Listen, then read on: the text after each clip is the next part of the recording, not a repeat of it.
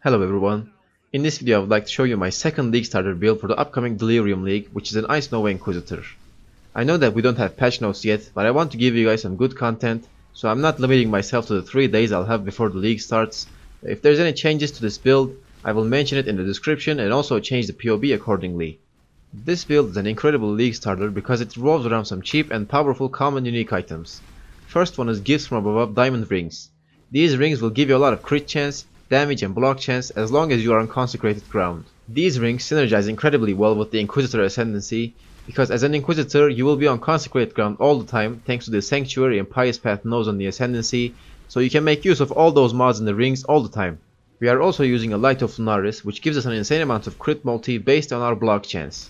We have around 50% block chance without Rumi's concussion, so the shield not only gives us a lot of defense because of all the block, but it also gives us a lot of damage. All of the footage you are seeing in the video is done at Awakening level 8, and my gear is really nothing special. Of course it's gonna take some investment to get to this point, and if you are interested in spending more money in the build, you can scale this to be even more powerful. One thing to note about this build is that there's quite a bit of buttons to press because of the nature of like Ice Nova and Frostbolt, so if that's not something you enjoy, keep that in mind. I will quickly kill this Metamorph as well, and then I will talk about the gear.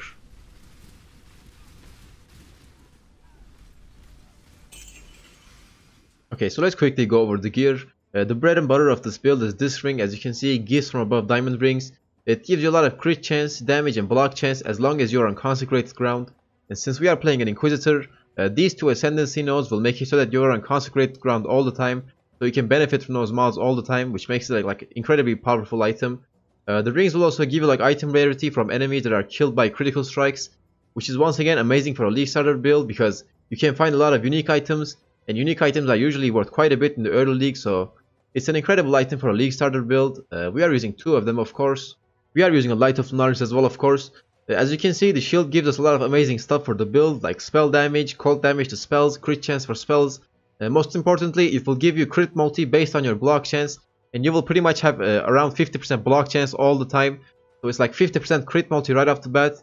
It will also give you 25% crit multi if you've dealt a non-critical strike recently, that last mod, which you can trigger pretty easily by using Orb of Storms. With like your Frostbolts, your Ice Novas will trigger that fairly easily. So in the end, the shield gives you a lot of survivability and damage. Early on, this won't be accessible for like the first couple of days. So you can either use 2 weapons, like 2 wands, daggers, whatever you can find. Or just go for a rare shield with some life, spell damage and maybe cast speed. For your weapon, you're looking for some spell damage, cast speed, and then an open suffix. Open suffix will mean that you can craft that last mod, chance to deal double damage while focused. This will grant you a skill called Focus that you can use to like burst down conquerors, map bosses, whatever. It's pretty helpful, so make sure that you look for an open suffix as well so that you can craft that mod. For the body armor, I decided to go with Carcass Jack because it gives you a lot of life, resistances, area of effect, and area damage.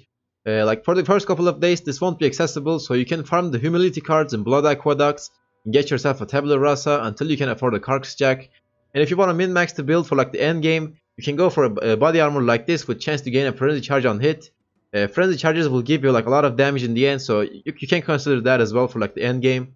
For your amulet, you're looking for some life, crit multi, and then resistances. And I would also recommend looking for dexterity as well because we need dexterity for some gems. So that might save you some points on the passive tree, so keep that in mind. You can also get things like energy shield and spell damage in here as well if you want to min-max. For your boots, Tailwind boots would be amazing if you can get it. Obviously it's not going to be available early on, but if you manage to get a hunter influenced boot that is like item level 75 or higher, you can look for the Tailwind mod and some like movement speed. Capping the resistances is fairly easy, so you don't need anything special in here. For your gloves, you're looking for some life, resistances, and then once again an open suffix so that you can craft that last mod, which will give you an even more burst when you're focused. If you want to min-max the character later on, you can also get like chance to unnerve enemies on hit in here. Our belt and our helmet is fairly typical. You're just looking for some life and resistances. Obviously, if you can get it, get the Ice Nova damage enchant in here. And for your belt, you can get things like Flask effect duration and flash charges gain for some extra quality of life. Early league, just try to get these as fast as you can because these will be incredibly powerful once you get it. A huge power spike. Get Light of Lunaris as well whenever you can. Once again, a huge power spike, and then you can fill out the rest. So I guess that's it about the gear. Okay, so for flasks, I'm Divine Life Flask of Staunching for the bleed removal, Diamond Flask of Warding for the curse removal. This is always your go-to. Silver Flask of Quickening for some extra cast speed and onslaught. We don't need to worry about getting like freeze immunity from our flasks because we are playing an Inquisitor, and you will get permanent elemental element immunity from the Ascendancy. And then finally an Enduring Divine Mana Flask of Draining. This will give you some like spell damage, leaches and energy shield, which is nice for survivability. Early on in the league you can go for something like this. Enduring Mana Flasks are like incredibly easy to have 100% uptime on, so you can rely on this to cap your resistances. And for the late game you can go for a Stygian Vice and then use an Abyssal Jewel with fire damage to spells, and then use a Cinder Swallow. This will give you like a lot of extra damage and recovery. You can use this instead of the regular Silver Flask. So I guess that's it about the flasks. Okay, so for gems, we are linking our Ice Nova with faster casting, control destruction, energy leech, spell echo, and then finally hypothermia. You can replace the faster casting with conk effect for bosses. And early in the league, I would highly recommend using intensify instead of faster casting. Once you get to like a certain point of damage, like once you have some of the gear, you can go for faster casting when you're mapping because this makes it feel smoother. In terms of like gem progression while leveling, faster casting and control destruction will be available at level 18. These are level 31, and then spell echo is level 38. So until you get to level 18, you can link your Ice Nova with added cold damage and then arcane surge. Ice Nova itself is like level 12 I believe, so until that point you can level with Frostbolt, which will be available from level 1. And then you can link that with like added cold damage and then lesser multiple projectiles. And while you're leveling, your 4-link for Ice Nova is going to look something like this. Ice Nova, Control Destruction, Spell Echo, and then finally Hypothermia. Our Frostbolt is linked with faster casting, Energy Leech, and then greater multiple projectiles. You're going to swap this out for slower projectiles when you're bossing. We're going to be using both of these skills all the time. And if you're not sure how they interact, let me just show you. Whenever you cast Ice Nova, if you have any Frostbolts on the screen, it will cast the Ice Nova on the Frostbolts, as you can see. And it can cast the Ice Nova on up to 2 Frostbolts, meaning that it can actually shotgun. So this basically doubles your damage. So while you're leveling, I would recommend using at least Frostbolt and then lesser multiple projectiles, like even if you can't get a 4-link.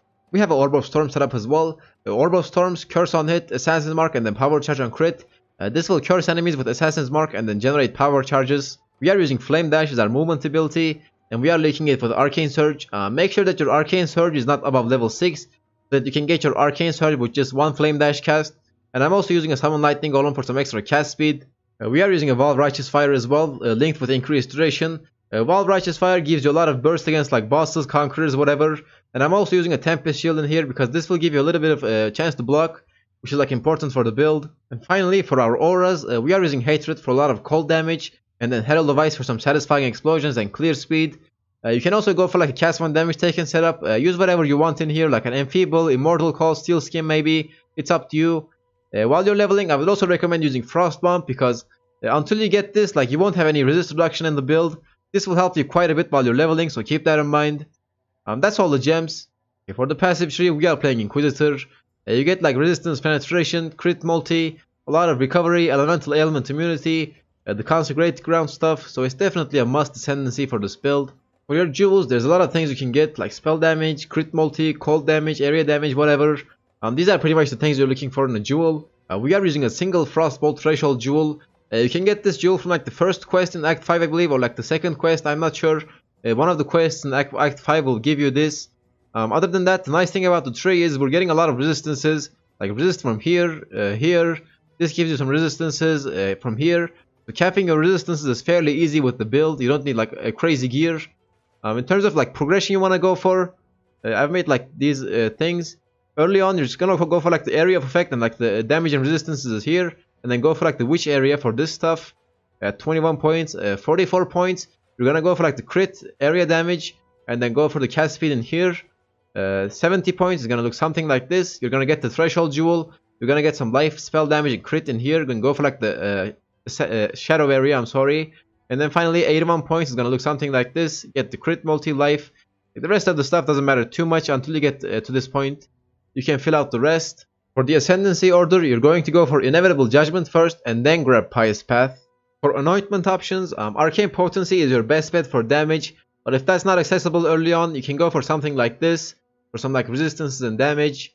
Other than that, for like the biggest boss fights, Cyrus and Uber Elder, you might have to go for this as well. You know, if you like can't sustain your mana flash charges, or if it's not enough for you in those long fights, you can go for this as well. Like respect these 3 points and go for this. Pantheons, you're gonna go for Brine King for like some stun immunity, and then Soul of Shikari while mapping for the poison immunity. And then for bosses, you can swap it out to Soul for Slatha, which will give you like a flash charge sustain on your life flasks. Okay, so I guess that's it about this character. I have a Divine Arrow character that is very similar to this, so if you want to take a look at that, I will leave a link in the description. If you enjoyed the video, please consider liking and subscribing. I would really appreciate that. I will have like more build guides for Leaguestarters coming in hot, so stay tuned for that. I stream on twitch.tv/urvaurgul, so if you want to come chill with me, ask me some questions, whatever, I will make that. I will do my best to stream. I will be doing my best to like stream as much as possible for the new league. Thank you guys so much for watching. I hope you have an awesome day, and I'll see you in the next one.